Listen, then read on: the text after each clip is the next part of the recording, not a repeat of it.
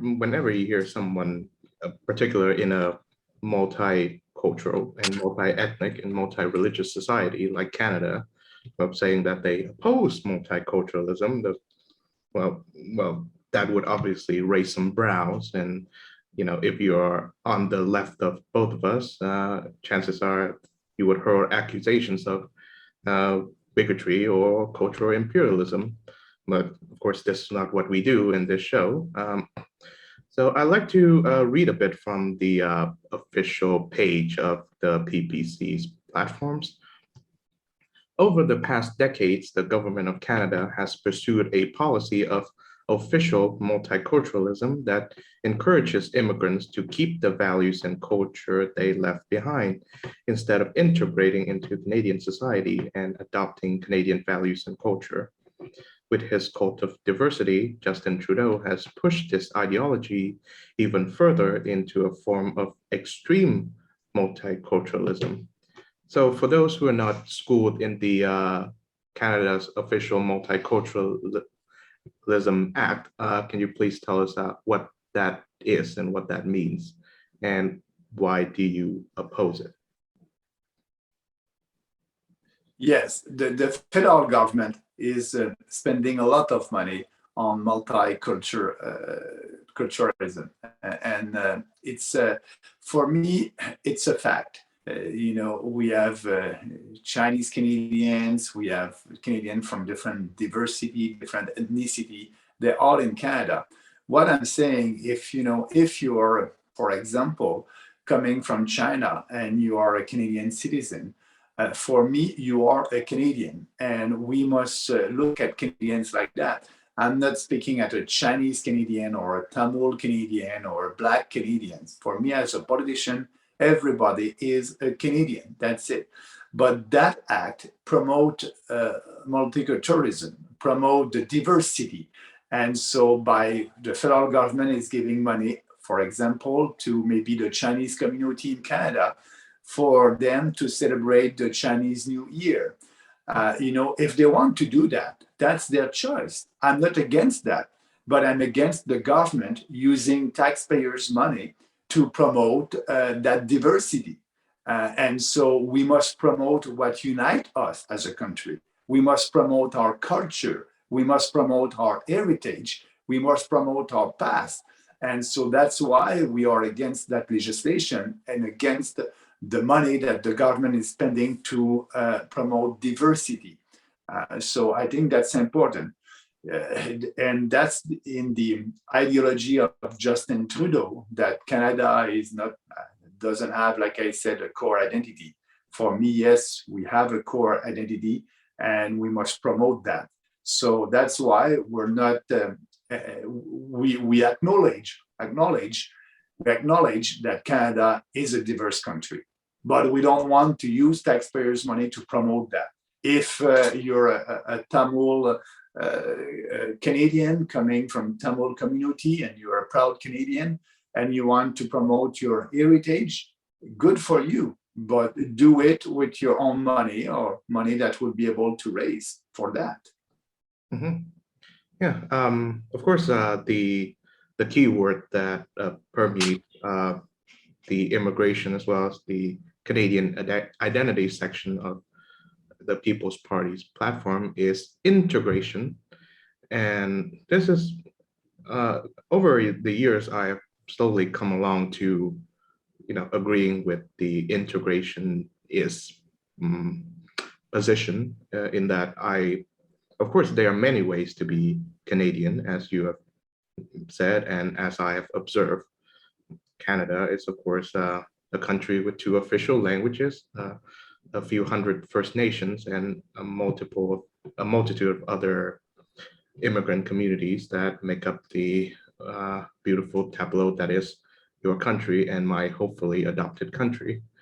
And the word integration, I think, is the only practical solution for all of these communities to live in harmony without, say, the country of Canada turning into just a federation of all of these different immigrant communities living separately amongst each other, which is something that happens a lot in immigrant communities. Of course, the US, that is still the case. And in Europe, I think that is even more the case. So why this misunderstanding? And I think this is a question: why does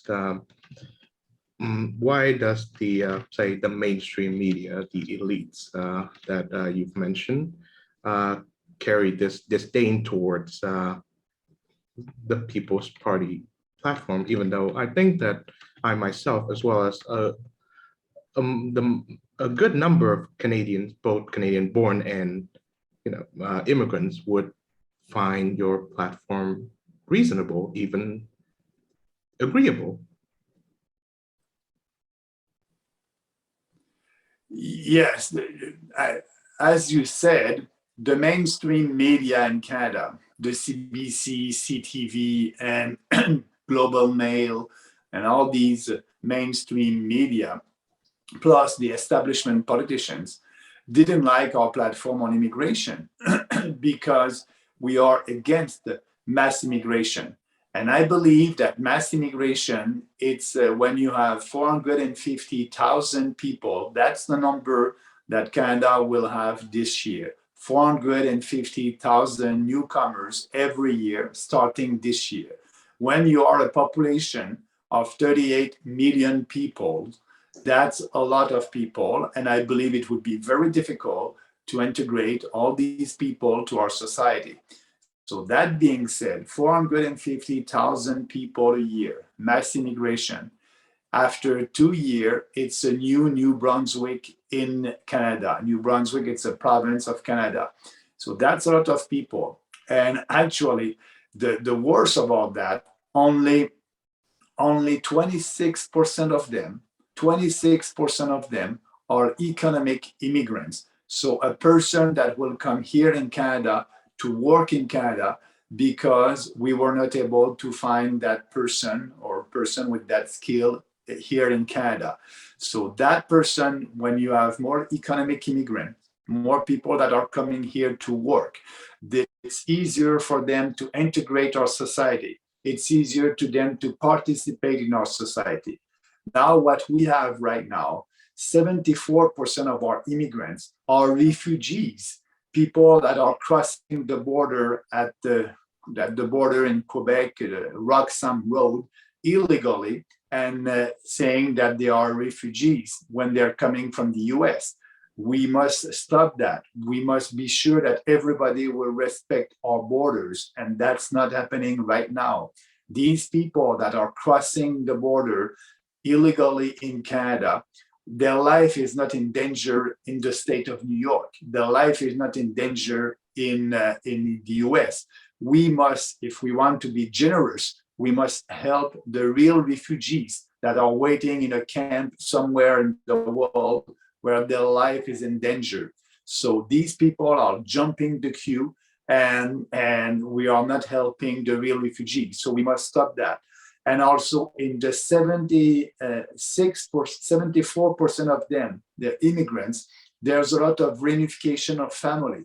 If you want to come and work in Canada, yes, you can come and you can ask your wife to come with you. Or if you're a lady, you can ask your husband to come with you, but not your grandparent and your parents and grandparents.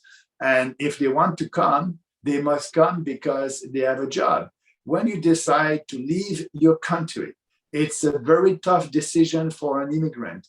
And in that decision, they decided to leave behind them some of their family, and that was a decision, and maybe some part of their culture. They will bring a new flavor to Canada with their experience and their culture. They're welcome. But that's what we want to do. We want to, stop the reunification of family with the parents and grandparents. And so instead of having 26% of our immigrants that are economic immigrants, we must double that. It must be more than 50%.